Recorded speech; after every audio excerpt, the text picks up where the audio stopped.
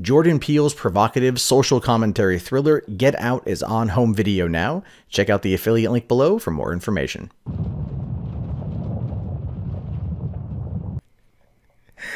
All right, I picked a few good stories today. I picked a few good stories, and I think we're going to be up for a pretty good lineup of some shit to talk about today. So without further ado, this part is Weird Wild What the Fuck, and let's just jump in with an old friend. Those of you who are frequent users to my channel, at least have been, know who this girl is. This is Emma Sulkowicz, right? This is Emma. Look at her. Look at her. Mattress girl Emma Sulkowicz is back and channeling her rage through BDSM. Oh yeah. No, it's as what you feel. It's as crazy as it sounds. It says that 2 years after mattress performance, Emma Sulkowicz continues to provoke. Her most recent piece, in which she was bound, berated, and hung from the ceiling, tackles the questions of the value of art under the Trump administration. Yeah, this is an anti-Trump movement that this chick is trying to do. This is an anti-Trump art piece that she's trying to put on there. And I kind of get why. We're going to get into that though, but it's also like her way of going about it is just scary to me. It's fucking scary. Why would you for art go, I want to be beat up via BDSM in order to you know, protest Trump and shit. So, it says here that Emma Sulkowicz is a performance artist living and working in New York City, though most would recognize her as Columbia University student who made headlines in the senior year of 2014. She did. Well, she made headlines in the fall of 2014. She didn't graduate Columbia until May or June of 2015. And then not long after her graduation, she released a sex tape that basically was a recreation of her supposed rape. I'm not even making that up. Then a visual arts graduate focused on her thesis, mattress performance, Carry That Weight, on hauling a dorm room twin-size mattress everywhere on campus to protest the university's mishandling of her sexual assault complaint against a fellow student.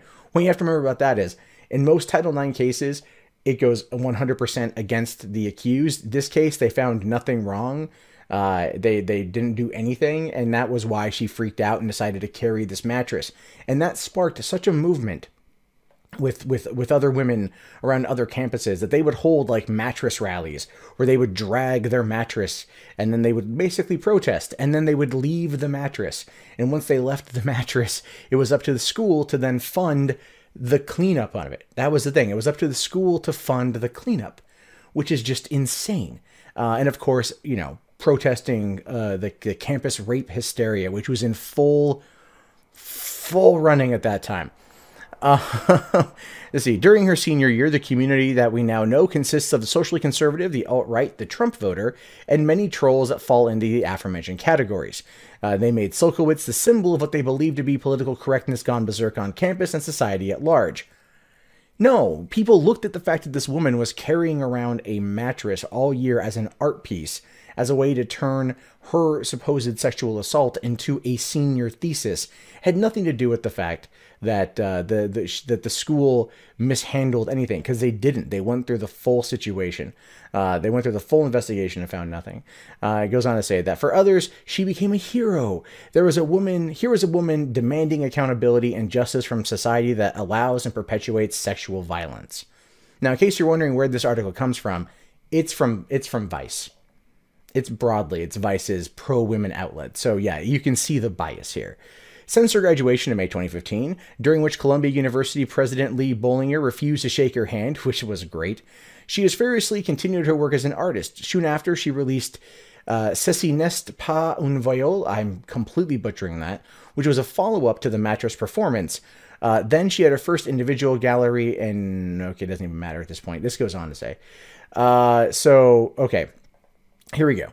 At the Elizabeth Foundation for the Arts Space, Sulkowicz's hair was a bright pink. In the second floor gallery, guests milled at various projections, photographs, and documents, and others are other works by Sulkowicz's peers. But what provoked most intrigue was Sulkowicz's tableau. Right at the open bar wine table was a huge rug. Upon it, a single chair with a seated bearded man wearing a suit and tie emblazoned with the Whitney Museum's logo. This happened at the Whitney Museum. Sulkowicz, wearing a black coat, nude high heels, was looking out a nearby window, holding a hot pink Nalgene, I don't know, I'm guessing it's a water bottle. Two beams hung from the ceiling. A crowd slowly formed around the artist and her set, including a college-age girl wearing a handmade t-shirt that read, Team Emma. Yeah, that's a real thing. There's a photo of this too. She says here, what good is art hung on the wall of a sinking ship? Our country is falling to pieces, and you have artists running around saying they're political artists, but really their art is hanging on a sinking ship. The ship is still sinking. I was thinking lots about this. Is it really possible for political artists to make work that makes the ship stop sinking? And again, I understand what she's essentially saying there. I get it. She's saying our country, if it's falling to shit, there are a lot of artists that are just kind of hanging up their art and not doing anything to stop the ship from sinking, which is a mindset I can actually relate to. I actually understand. That's actually probably the only part about this I get. The rest of it, though, is just more hipster New York performance art that literally makes no sense. So it goes on that the answer is whatever I'm making work about that question. Okay, fair enough. She's trying to make it work. So she explored that question in relation to performance art. She realized that by design, every sinking ship has a sinking woman on its masthead. So I told my classmates I was going to wear an American flag bikini and hang from the wall of a gallery in the shape of a figurehead of a ship, making a statement about the impotence of artwork given during our given circumstances. So I understand. I get it. I do understand. I do get it. She's effectively trying to say here that, she feels like the artists aren't having an impact, and if it's, that they're the masthead of a sinking ship. I get it. Fine. What she does next is not really what I consider to be something that is going to solve any of that shit here. So she began incorporating her thoughts on art as an institution. I chose to have a white man tie me up while wearing a business suit with a Whitney necktie, while I wear a Whitney ISP thong bikini. And this is the dude, right? So this is a guy. His name is Master Avery. And he started to berate her as they got this thing going, saying here, your boobs are too small. You can't even stand up straight. He pulled a long, gnarled rope out of a black leather bag and started tying intricate knots around her upper thigh. Once the knots covered both Sulkowicz's legs, Master Avery started around her waist, moving her body as he worked quickly. At one point, the rope almost hit her eye. After a few shocked blinks, she looked up at the audience and laughed. So this is all part of the show. So he's tying ropes around her, so clearly going into the BDSM territory here. Saying, this is where she says, we're acting out this sadistic, masochistic relationship between the institution with all of its financial power and this program that wants to be political but can't really because it's tied up by the institution. So here's where the art comes into play. So she's standing there, full-on bikini. Everyone, well, I love this one right here. This chick's like not even watching. I'm not even too sure what's going on with this one right here. And everyone's just kind of like, I love the smile on this woman's face, like, what's happening? And of course, the obligatory, I got a picture. So yeah, there's this Emma. This is Emma. So it took 45 minutes. Master Avery tied Sulkowicz to a large wooden beam using a pulley system attached to the ceiling. He used his whole body to lift her from the ground, and after a few tries, she was suspended with her arms and legs wrapped around the beam, rendering her immobile. The rope visibly cut into her skin as Master Avery took off his belt and started hitting her with it. Sulkowicz continued to smile to the audience. So she was taken down from the ceiling but hung back up. The second time around, Master Avery's beatings became more intense. At one point, he called out to the crowd asking if anyone wanted to partake. To everyone's surprise, one man in the audience volunteered, walking up to Sulkowicz and slapping her hard across the face. Part of me looks at that as whoever volunteered was meant to represent sanity. And he was going up and slapping her like, wake up, this is stupid. You're not making a difference. And then everyone in the audience was shocked that some random dude walked up and just smacked her in the face. So then this is her tied up right here, suspended, him beating her. And I love this right here. Look at this. Team Emma with the look, the red, the pink hair, and just that expression. Her expression is, oh my God, what is happening? Why am I here? This is a face of a person who realizes the mistake they just made. That is that person's face. So, okay, basically, Master Avery was a close friend of Sulkowicz and a trained professional dominatrix, but no one in the room seemed to know this. While she was tied up during the performance, a distraught audience member, I'm assuming it's this one right here, walked up and asked if she wanted to be untied. Clearly at that point trying to ask her, are you still giving consent to this? Have we gone too far? Affirmative consent is needed for us to be comfortable with proceeding. Master Avery then walked over, said something to the concerned viewer, and then they walked away. Probably like, this is totally staged. This is fake. I'm a professional. Blah, blah, blah, blah, blah. But you gotta love it, though, that probably this girl right here, the one who's questioning her life choices at that moment in time, or everything that led to being in this place at this moment in time, wanted to help. And I can respect that. I can actually respect that. I think that's nice that somebody was like trying to put an end to it, to put everyone else out of their misery.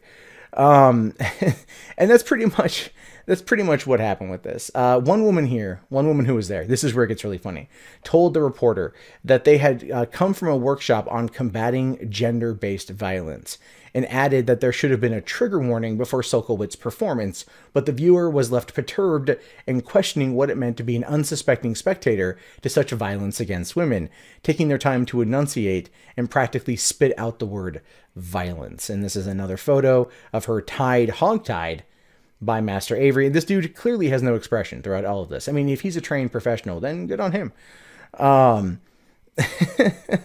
Now, Emma did say here that all of a sudden there are all these news reporters and comment sections were experts on rape. This was in regards to the mattress performance. They would write things like if she were a real rape survivor, she would cry more. They all had these conditions for what a real survivor would do. Real rape survivors are capable of anything. Rape survivors are infinitely different people, and each one has a different way to handle situations. And of course, I get that. I do understand that. But with Emma, that's been up for debate for quite some time. It's part of the discussion about the rape hysteria on campus. Nothing was found against the dude that she was with. And even if you watch this video right here, which is the one that she released last year, or 2 years ago almost, of her reenacting what happened, even letting herself be punched in the face by this dude who was fucking her, and he was legitimately having sex with her on that bed. It calls a lot into question. And that's the whole issue when it comes to Emma Sulkowicz, is what she does is performance art. I get that, but at the same time, you have to question how much of it is art for the sake of shock and how much of it is art for the sake of progress. I don't look at what she's doing as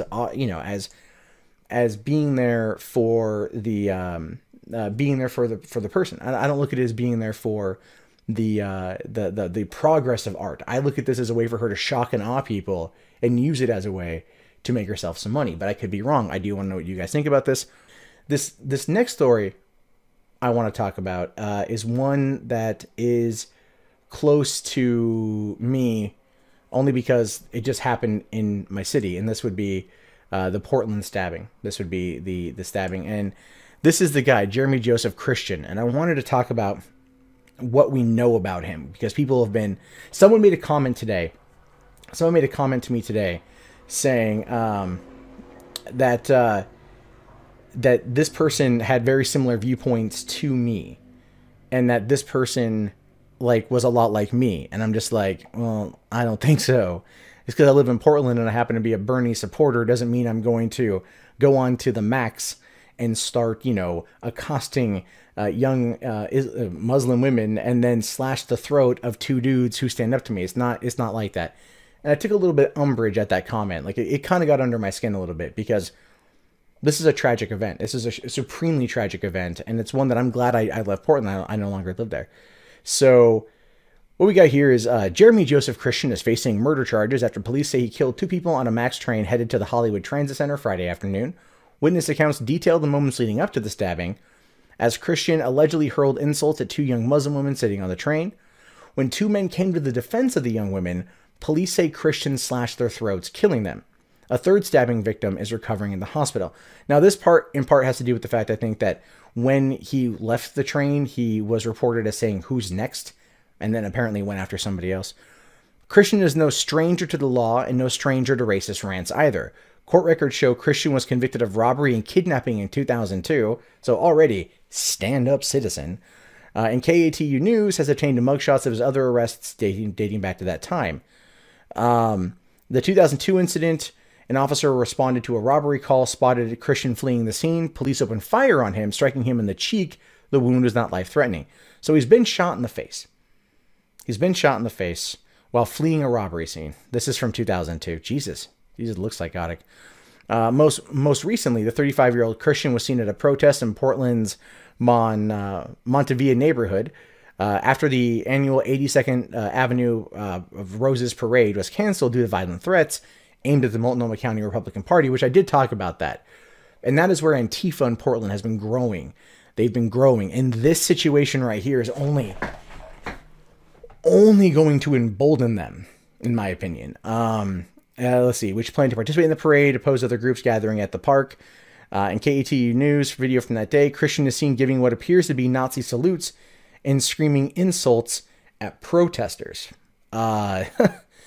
Jesus. Okay, while it appears Christian is affiliated with right-wing groups in the Portland area, a prominent alt-right nationalist leader, Joey Gibson from Vancouver, posted on Saturday morning denouncing his actions. So if you got the alt-right coming out going like, whoa, dude, whoa, like, we had nothing to do with that. Like, this is a special brand of crazy.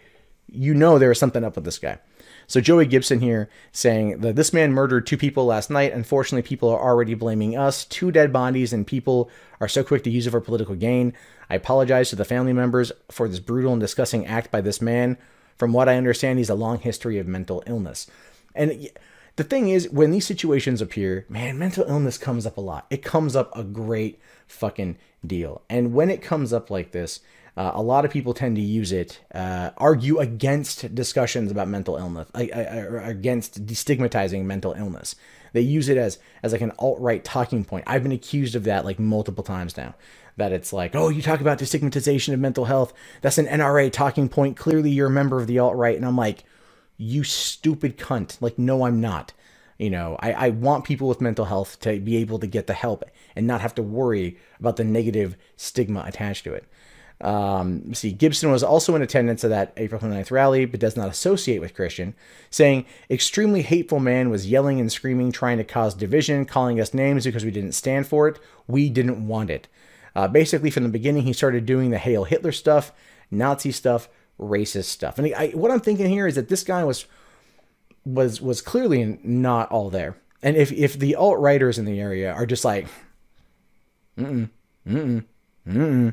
know that ain't nothing to do with us, you can understand why people be feeling that way. Christian's Facebook page is littered with violent, profanity-laced posts, and one he writes, I want a job in Norway cutting off the heads of people that circumcise babies. And this is where I've seen arguments saying, oh, he was a member of the men's rights activists because he's against circumcision. I'm not an MRA, but I will defend against circumcision. I will argue against circumcision, defend babies' rights to be, allowed to grow up intact. And if they want to be able to change that themselves, then that's their prerogative. That's my take on it. I ain't no MRA. I just don't believe in circumcision. Another post shows a picture of a police officer on fire because, clearly it's nice stuff for that. Neighbors say Christian lives with his parents. God, he had to live with his parents. No one answered the door Saturday afternoon. No one answered the phone. Neighbors say they did not notice any major issues at the home in the past. Probably meaning that as soon as word broke that their son did this shit, these people fucked off. I would. If it was like my family member or my kid, I'd be like, I'm going to go out of state for a while. I'm going to lay low. I don't want to talk to anybody. I'll talk to the authorities. We'll be like that and we'll be cool. Because this is where people start digging into the life of this guy. And they already are. Hence why this article is titled, What We Know About the Max Train Double Murder Suspect. People are wanting it to do it. They're wanting to know more information. I think because people want to wrap their heads around what's going on. They want to understand what's going on. And in doing it in this particular way is probably just how we operate as a society. So Christian is facing 2 counts of aggravated murder, attempted murder, 2 counts of intimidation, and felon in possession of a restricted weapon in the Max Train stabbing. Police say extra charges could come. Yeah, 2 counts of aggravated murder is going to bring about a pretty heavy sentence. So let's see. On Saturday, police said a review of his record with the Portland Police Bureau shows he is not flagged as a criminal gang member, nor does he have any known mental health history listed. The victims killed have been identified as 53-year-old Ricky John, or Ricky John Best of Happy Valley, and 23-year-old Taliesin Midarin Namke Meshe. And I'm probably brutally mispronouncing that name, and I am so sorry for that. The third surviving victim is 21-year-old Micah David Cole Fletcher out of Southeast Portland. And I look at a guy like this, and I don't feel bad for what's coming his way. I don't feel bad. You know, I don't know if there's a death penalty here in my state, or not in my state, my old state. I'm in Washington now. I don't know if there's a death penalty there. And a person like this is one that I would not feel an inkling of sadness if they were like, oh yeah, we're giving him the death penalty. I'd be like, can you kind of move it along?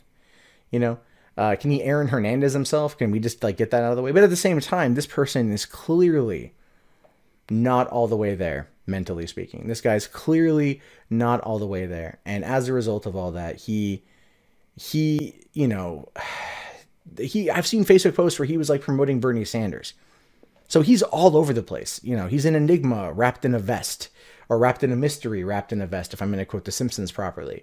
You know, we don't quite know what to make of this, which makes me wonder just how damaged he was.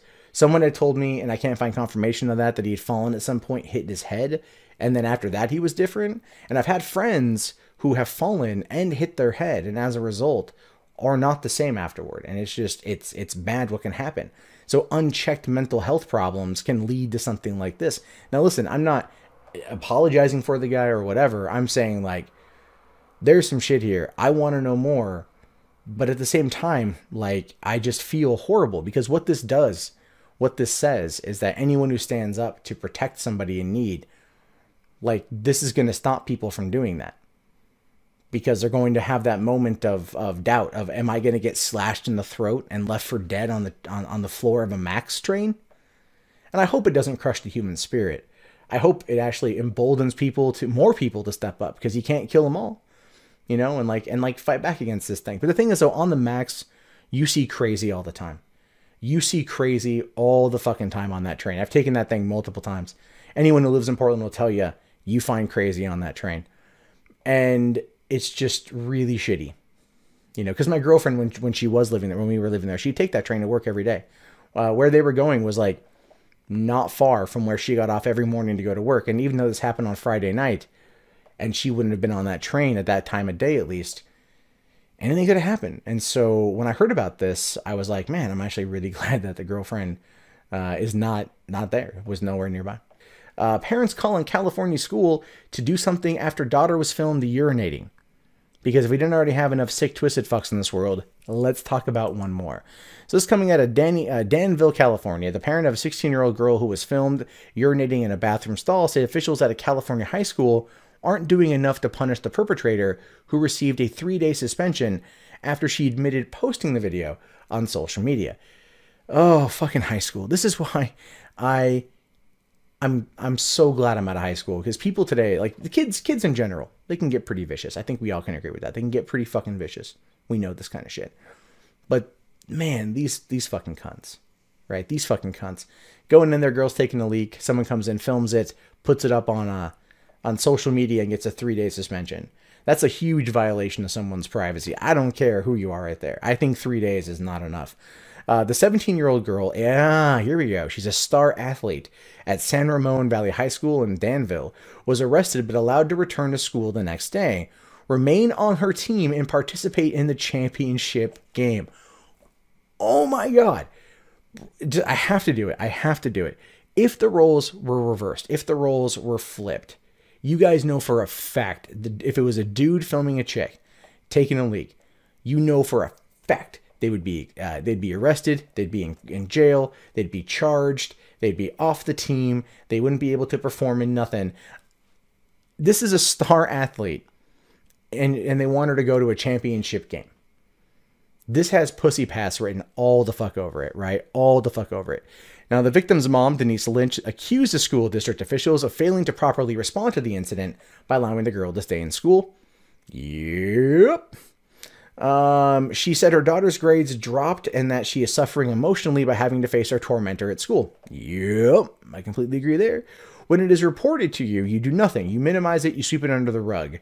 Had my daughter not told us, God forbid, killed herself, everyone would be asking themselves, what more could have been done? Now is the time to do something. This coming from the girl's father. And I completely agree with that sentiment right there. I completely fucking agree with that. Because how many times does that come up? And you guys know that it comes up a lot, right? Every time a child that's bullied kills themselves, they're all the op-eds. What more could we do to save the children? What more?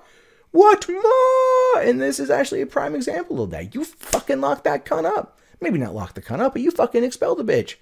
You cut her loose. No championship game for you. No fucking, don't pass go. Don't collect $200. You violated somebody's intimate privacy and then shared that on social media for a laugh or to be vengeful or to just straight up be a see you next Tuesday. You did it. And yet you're getting a slap on the wrist. That right there. The jock pass part of it isn't right. It isn't right. It isn't fair. It isn't fair at all. Because if it was anyone else, it wouldn't do that. The Lynches found out about the video when it was posted on Instagram in April, months after it was filmed in November, from a cell phone under a bathroom stall. A San Ramon Valley Unified School District spokeswoman declined to discuss the district's response to the incident, citing student privacy. She said police reported the incident to school officials who investigated it and took disciplinary action. Yeah, slap on the wrist. Slap on the wrist. Don't do it again. Don't do it again. Now you get out there, you win me the championship. You get out there, you win us the championship because you a star. Now fuck that shit. She shouldn't even be allowed to participate. Right. In general, the district uses progressive discipline, meaning the type of discipline may in part depend on the student's past behavioral history. We are also increasingly using restorative practice when possible.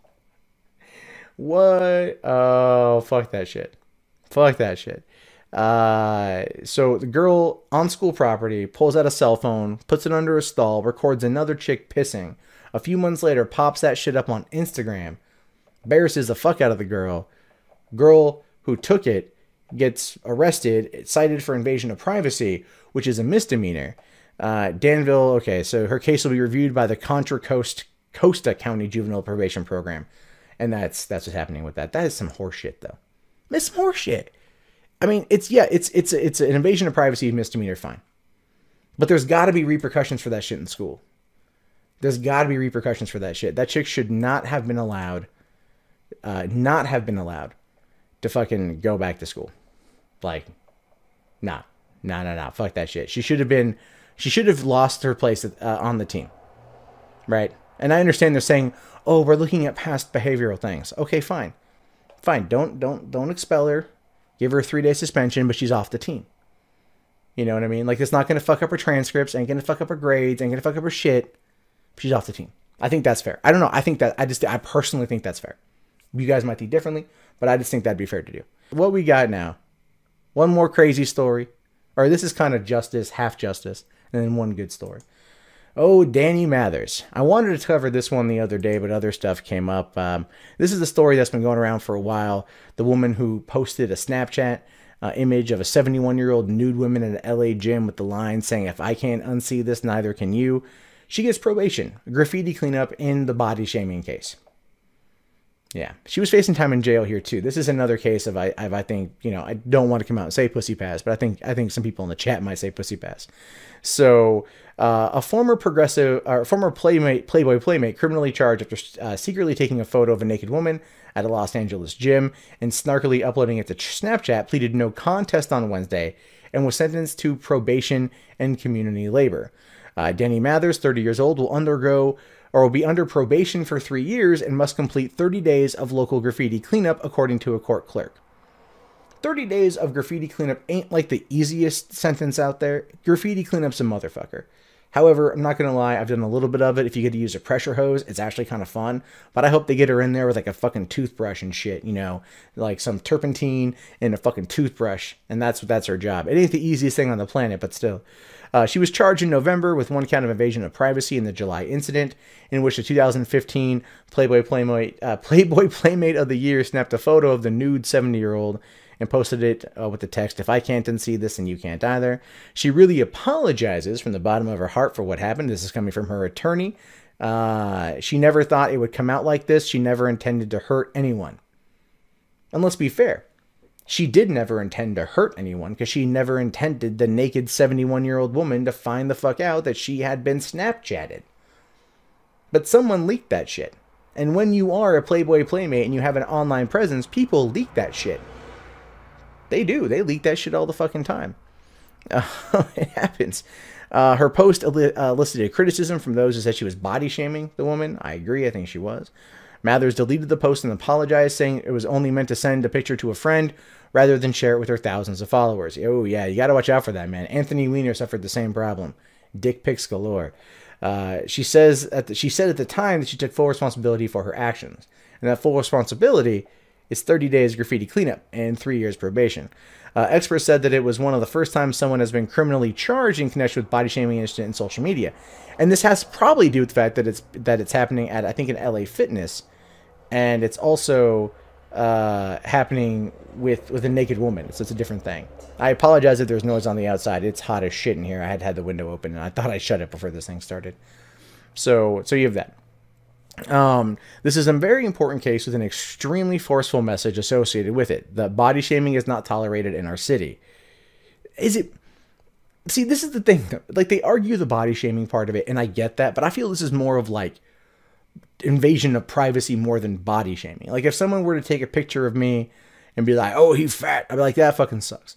You know what I mean? But if like it was a photo of me naked at the gym and then sent it out with their friends, that's a bit more than just saying that I'm fat and ugly.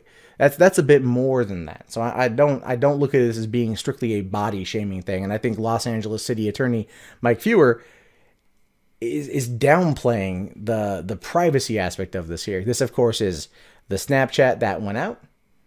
Famous Snapchat. Now, the charge itself carried a maximum penalty of up to 6 months in jail and a $1,000 fine. Fewer said that when he heard about the case, he was incredulous that taking the photo under the circumstances was against the law. Distributing it online was not. So, okay, so that's one of the reasons why it didn't go further in this, because taking the photo was against the law, but distributing it online was not.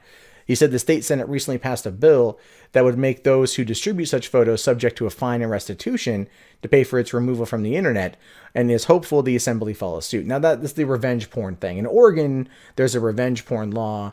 This isn't really revenge porn, but it's like, what classification is it, where you take someone's photo and then submit it online? You know, it's a private thing. I figured that would be a law, especially in California, but there's not. And then Mathers will also have to pay the victim $60 for a new backpack because she could be recognized by the one seen in the photo. That's what she gets. That's all she gets out of that, guys. She $60 in 30 days cleaning up fucking graffiti. 60 days and cleaning up fucking graffiti. What kind of shit is that? That is some horse crap. That is some serious goddamn horse crap. Like more than $60. You figure more than 60, but nope. Let's jump in to the final story, because it's the fifth one. I usually do 5. This one's a little bit better. Man receives ticket after hitting 88 miles an hour in his DeLorean. This is definitely a weird story. I thought it'd be kind of funny to, after all the craziness from the beginning of this thing and everything else, this would be pretty good. So what we got here is this dude. Look at this guy. He's happier than a pig in shit that his DeLorean could get up to 88 miles an hour. If you've ever been in a DeLorean, which I have many, many times, from a guy I knew in San Diego that owned one, they get on the freeway, but they start rattling when you get up there a little bit higher than 65 and shit. So it says here, when Spencer White's DeLorean hit 88 miles per hour on Highway 14, he didn't go back in time and says he got a ticket. So a Friday around 9 p.m. he decided to take his mother on the freeway for the first time in his 1982 stainless steel DeLorean. Shortly after merging onto the highway, he checked the speedometer. He didn't realize how fast he was going until he saw that it read 85 miles an hour, which it happened. I'm pretty sure the cop pulled him over because of it was a DeLorean. White describes hitting 88 miles an hour for a couple seconds before seeing a California Highway Patrol officer flash his lights behind him. He pulled over and was approached by a smiling officer. He asked me how fast I thought I was going.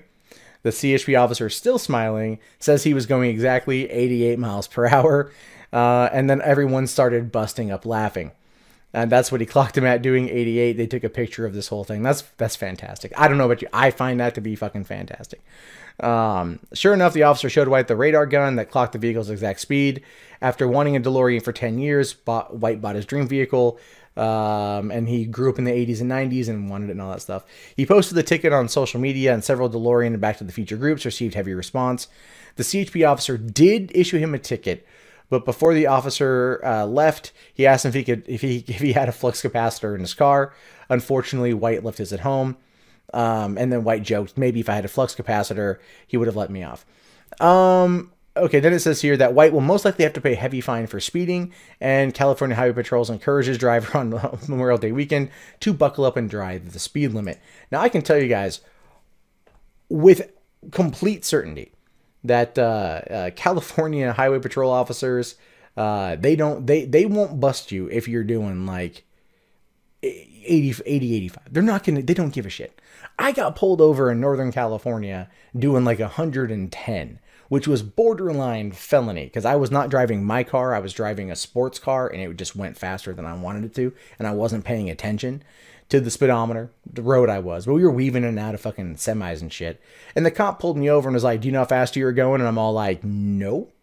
I know it was over 100, that's for certain. He goes like, yeah, you were doing about 110, but I'll tell you what, I'll write it down to 80 miles an hour. And I'm pretty certain that you know, the officer probably would have let the guy go, but the officer also probably busted this guy in order to essentially make the joke, you know, hey, I pulled over a DeLorean doing 88 miles an hour. I'm sure the cop would have let the guy go if he was doing like 80 in the DeLorean, but he got him up to 88, clocked it at 88, and probably just busted him simply to say he's done it. And of course, you know, White is like, hey, I've been pulled over doing 88 miles an hour inside my DeLorean. And when you get pulled over for that, California, if you have like no previous speeding tickets within the last couple of years, it's not that big of a fine. It's maybe like $150, $200. And then you have to do traffic school, which is online, and that's like $100 or whatever. It's not going to cost them a heavy fine. None of that shit. California doesn't do that shit at all. So it's like, nah, it's just going to be traffic school, and it's going to be a fine, and that's really going to be about it. But that's all the stories for Weird Wild What the Fuck for right now. So what do you guys think? I want to know. And I'm going to take you guys' questions and everything for a few minutes before we jump in to Friday the 13th. So, all right.